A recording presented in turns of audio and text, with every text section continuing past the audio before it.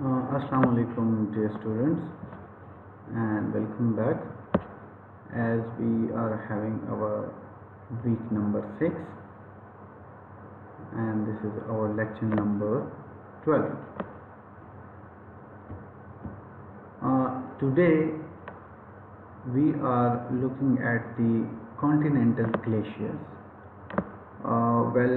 This is basically the continuation of the previous lecture, as we have talked about the glacier and the first type of the glacier, that is alpine glacier, in our previous lecture. So today we are going to discuss the continental glaciers. Continental glaciers, that's where would we see a continental glacier, or what does that even mean? First of all, it's a glacier that's so huge that it can be covering an entire continent, or it can cover possibly most of the continent. We would call these more accurately the ice sheets, and a form in polar region with excessive amount of snow. So the Greenland, Antarctica, those are both two really huge ice sheets and really famous ice sheets, and account for 75% of all the fresh water on the earth, right? So before we did a breakdown of water, and we have X amount of water on earth and the X amount of it is salt, then it is that is fresh, the majority of it is stuck in ice sheets, and this is the continental glacier. 75% of that fresh water is in ice sheets. Continental glaciers are huge, massive, right? They cover all of the Greenland, they cover all of the Antarctica. They are huge broad ice sheet that spread outwards from the zone of accumulation. So here that the term again, zone of accumulation. Now let's go ahead and look at the Greenland, right? This is the Greenland. If you didn't know, it's that funny little place that is really wide, but they call Greenland. Right next to that little place which is green, but they call Iceland, alright?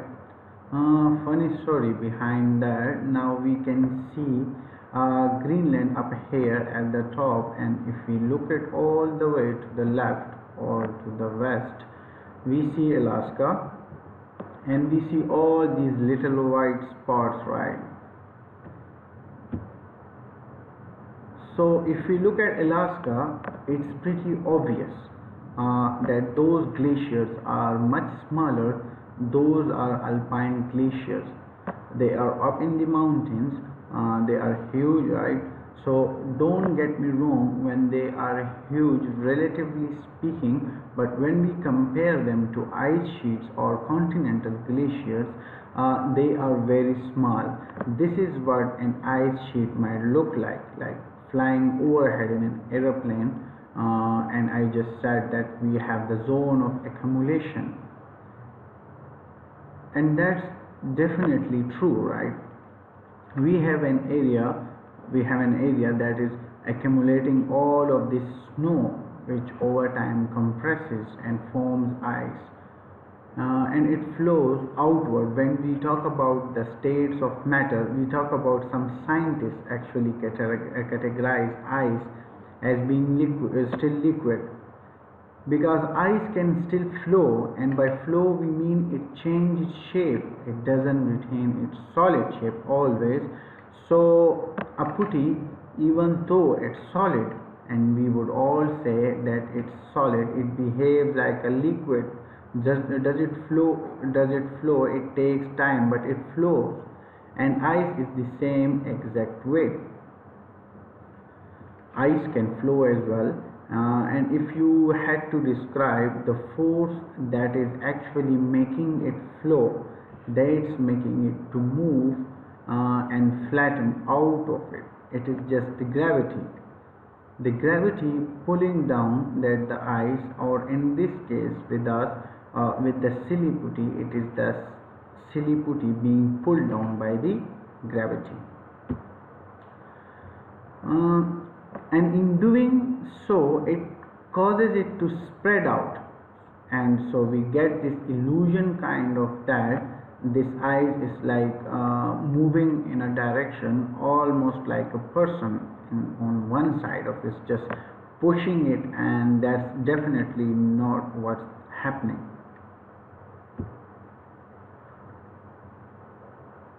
uh, it's just spreading out, and we get the same exact features as we would have with alpine glacier. In terms of marines, we would call it still a terminal moraine.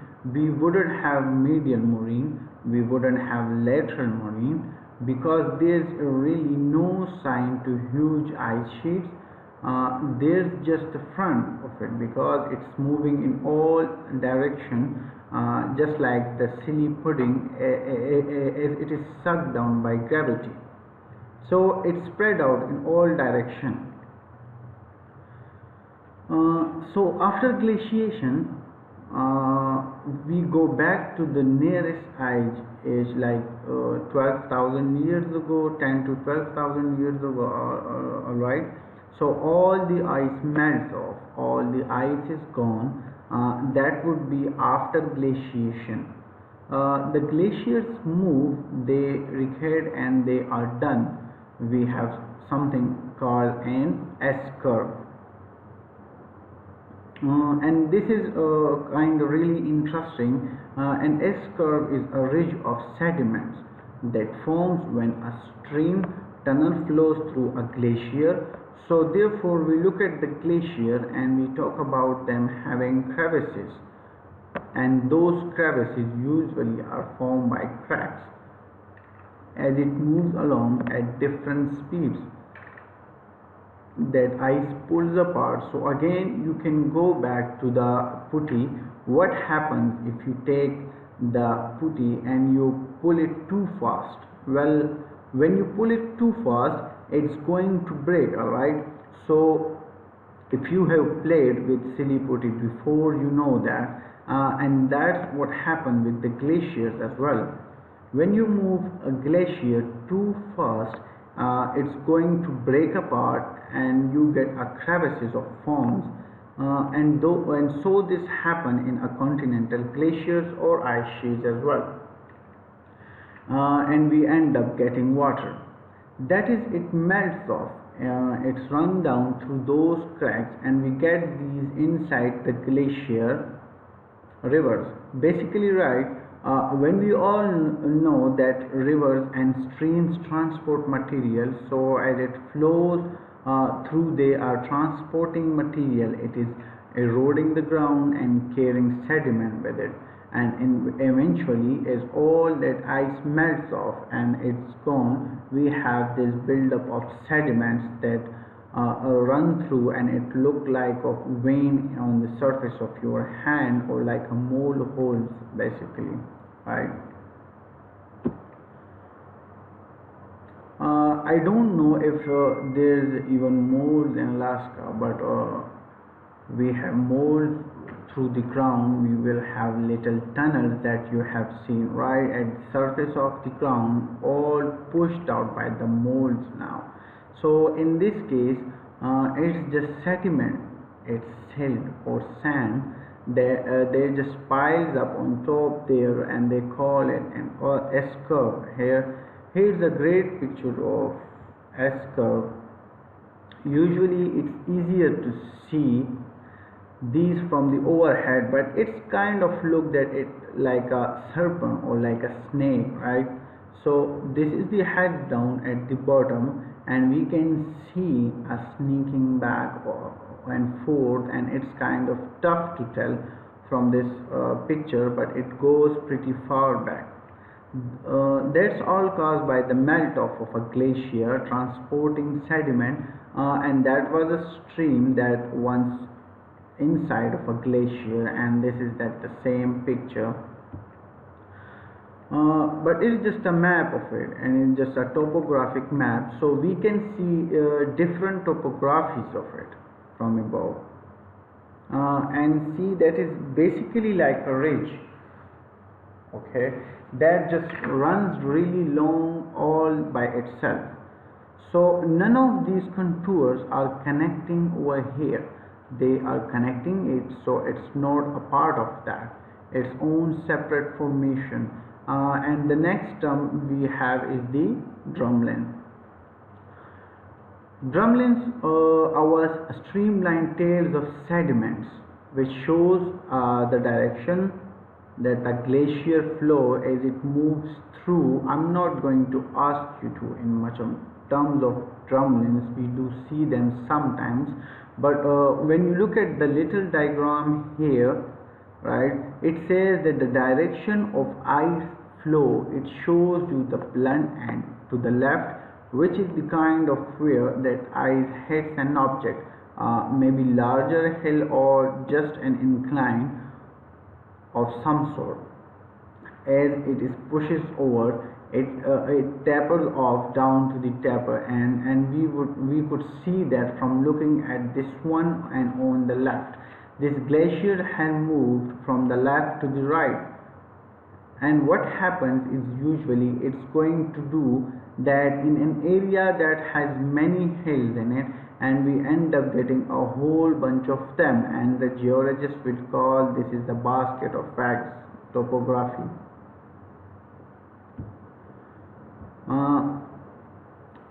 Which it says over here on the bottom right, we can see there is a whole bunch of them all piled up, and it's kind of like when you look down at the basket of eggs, it's kind of like these exposed egg surfaces at the top. We see all of them in the same direction, and it tells us that there was a big glacier that moved through here, and it was going that way. This is another view looking at one we can see.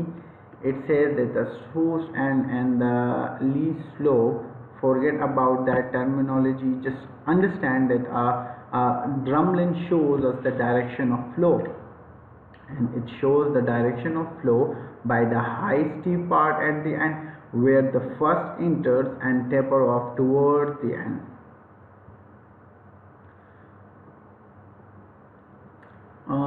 Where it's leaving, and it shows us that the ice flow the below is a topographic map showing us the different topographies, the green being a low topography, yellow being a higher, and the orange being the highest. And so looking at the topographic map, we could identify areas with the drumlins.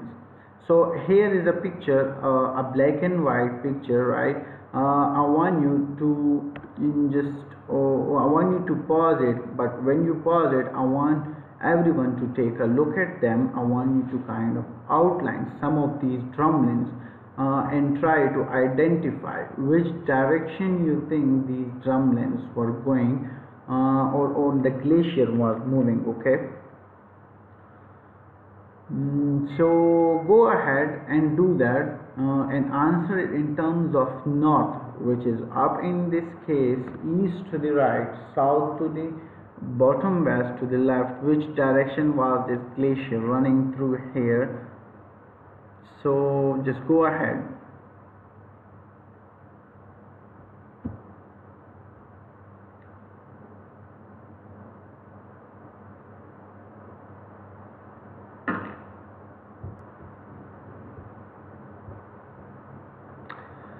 So you should have circled some of those drumlins and draw in the direction of flow. The direction of flow should be from the bottom left towards the upper right. So we should be looking at the flow direction that's going to the northeast, right? So to the northeast, like This is the next one, which is called erratic. This is the kind of fun term, erratic, when we describe behavior of something. For example, I might say somebody in this in our class is acting erratic, and if we say erratic, it means like unpredictable. He just curl up and walk out of the classroom. That's so erratic, right? So in this case, we are talking about rocks that are acting erratic. Glacier is moving rocks, and all of a sudden, in the middle of nowhere, unexpectedly, we see this huge rock that is not the same type of rock as all the other rocks around it, and it seems to be just crazily dropped there from nowhere. The only explanation is a glacier, because glacier moves huge amount of rocks. It can move something that's extremely large and heavy, and it can actually move it pretty long distance. So we can see this, the top left pictures, there's this little guy standing next to these huge rocks that don't belong there. They were just dropped off by a glacier. To the right, we see a similar photo, bottom left. I don't know where this photo was taken, but I know that rocks is nowhere near any close. There are type of rock that's around. So these mountains back here are something like sandstone or something, but this erratic in front, this big huge irregular rock is granted none of the rocks, and the mountains around it are granite. So how did it get there? It had to have been a big continental glacier, and then on the bottom right we can see here the another one.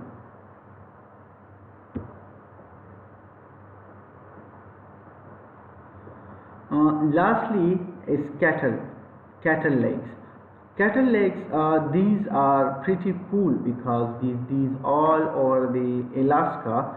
We see cattle lakes that form from different regions.